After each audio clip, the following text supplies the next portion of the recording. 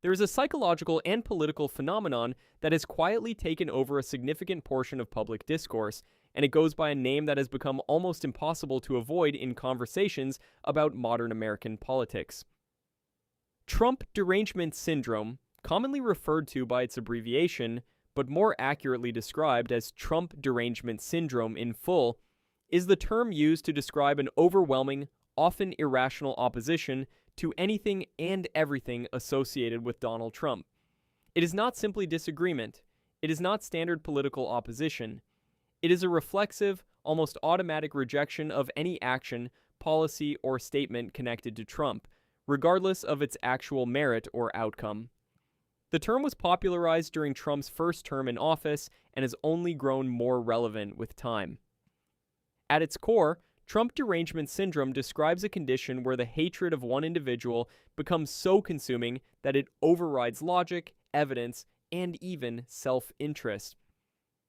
People afflicted by this mindset find themselves unable to acknowledge anything positive that Trump does, even when the results directly benefit the very communities they claim to represent and protect. To understand why this level of opposition exists, you have to look at how Trump entered the political arena.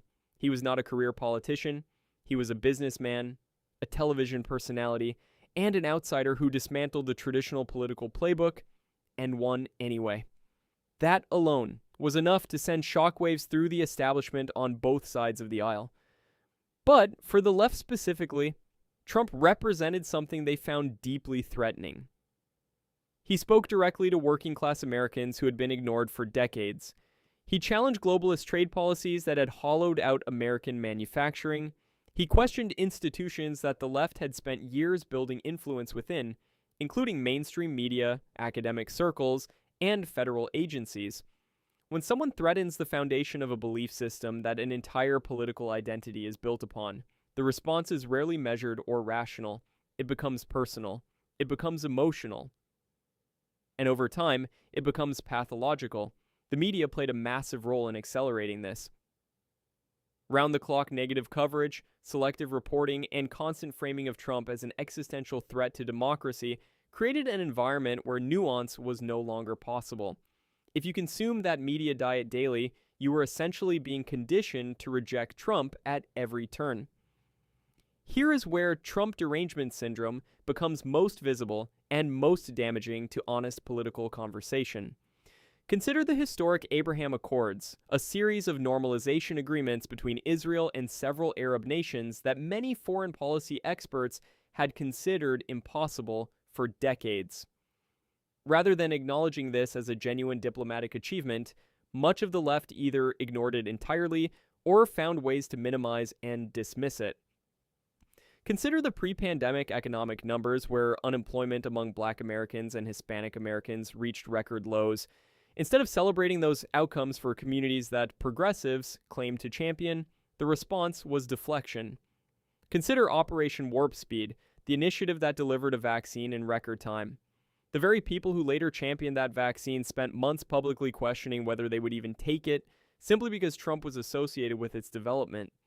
The pattern is impossible to ignore. When the outcome is good, but the name attached to it is Trump, the left finds a way to either reframe it, discredit it, or pretend it never happened. This is not political opposition. This is something far more deeply rooted.